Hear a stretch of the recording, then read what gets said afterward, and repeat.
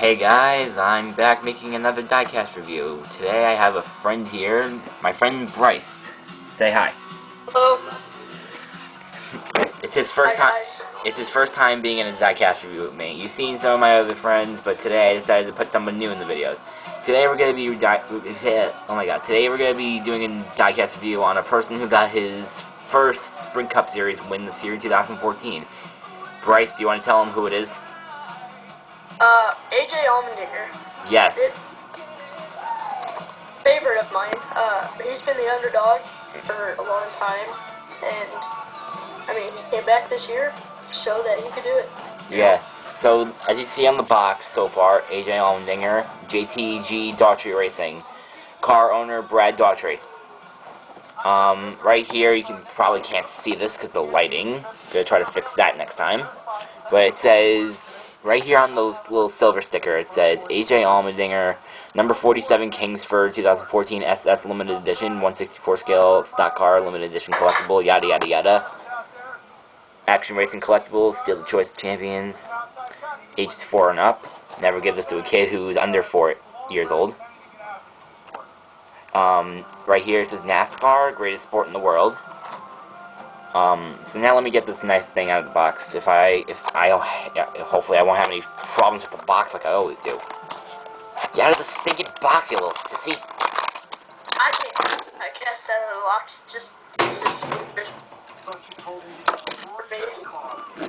When I bought this, I was actually looking for his Scott's car, the one he won in at Watkins Glen, but they were all sold out because everybody wanted that thing.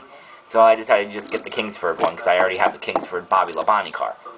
So as you see right here, Kingsford, get out and grill. Right here, Allmendinger on the windshield with the Chevy logos, #1 manufacturer. As you see, it's a Gen 6 Chevy SS right here, 47. Right here underneath the grill says Chevrolet SS.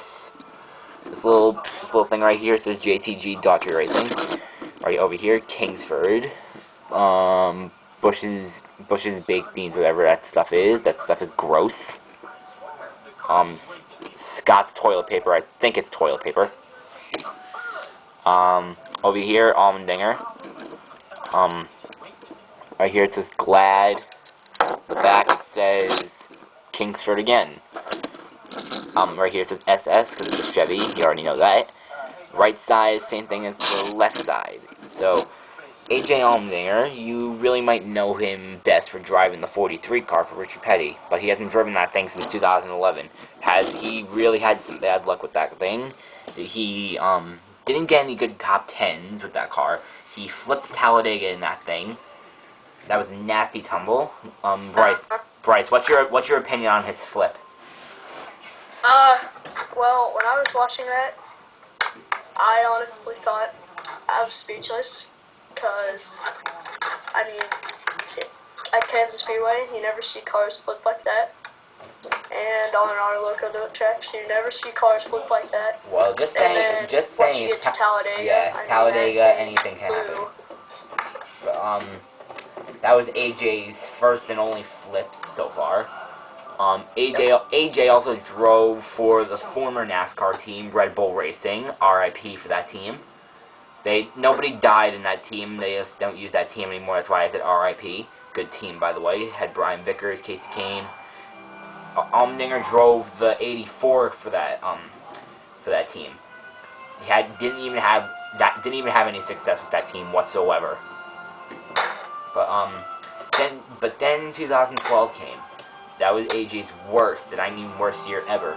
Got hired for Penske, but the weekend right before the Coke 0400 in 2012, he was suspended for violating NASCAR's stupid drug abuse.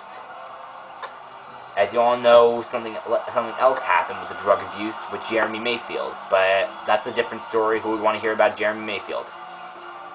But AJ wasn't allowed to come back, I think, for the rest of the 2011 season. I mean, for the rest of the 2012 season.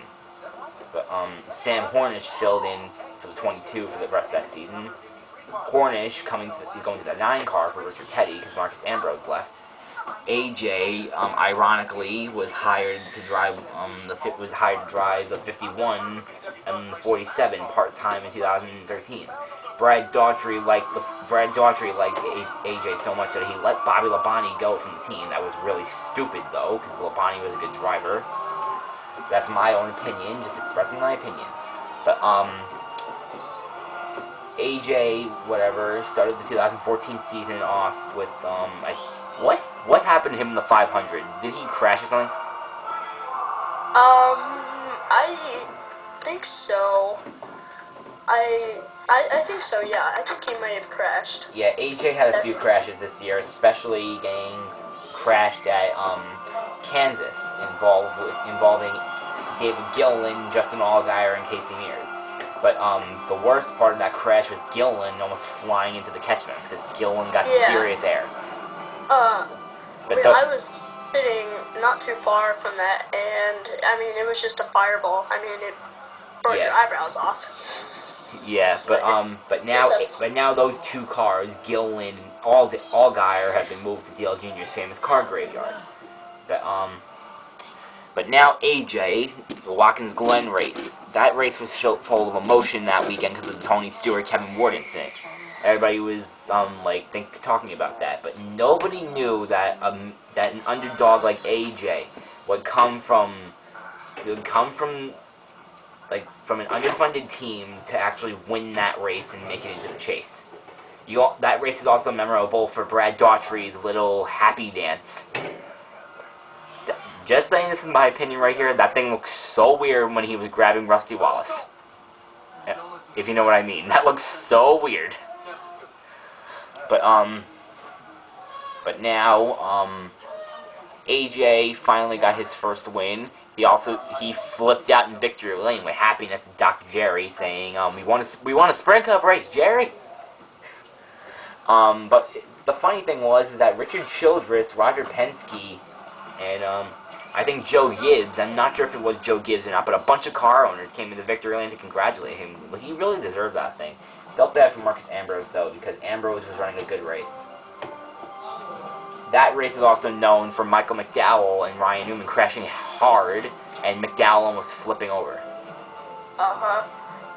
Yeah. That was I'm still wondering how McDowell didn't even, barrel roll.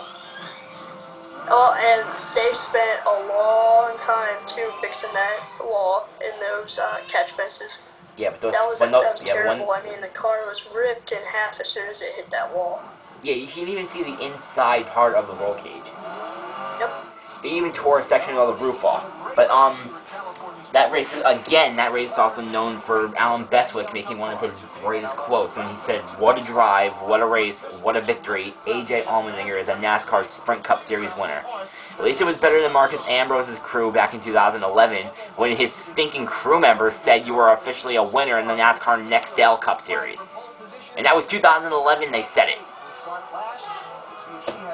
But, AJ, he, got eliminated from the chase, ironically, in the first eliminator round at Dover. Didn't get good finishes after Watkins Glen. He crashed hard at Homestead, really hard, but he was okay. But hopefully next year Allmendinger can go to Sonoma and Watkins Glen and sweep the weekend, just like Robbie Gordon back in 2003. But now, sadly, it's time to sign off right now. So, see you guys later next Diecast review. I'm going to give you guys a hint. He's been with Front Row Motorsports for a handful of years. But don't even think about saying it, Bryce. I don't want anybody knowing which driver it is. That's the hint. He's been with Front Row Motorsports for a number of years. Okay, so, Bryce, say goodbye, whatever. Hey, guys. Okay, so this review is on AJ Allmendinger. Next review, I'm going to say the hint one more time. The next review is going to be on a guy who's been with Front Row Motorsports for a handful of years. So I'll see you guys later, probably in a few more days if I don't have any trouble, if I don't have a lot to do with school. So I'll see you guys later. Goodbye.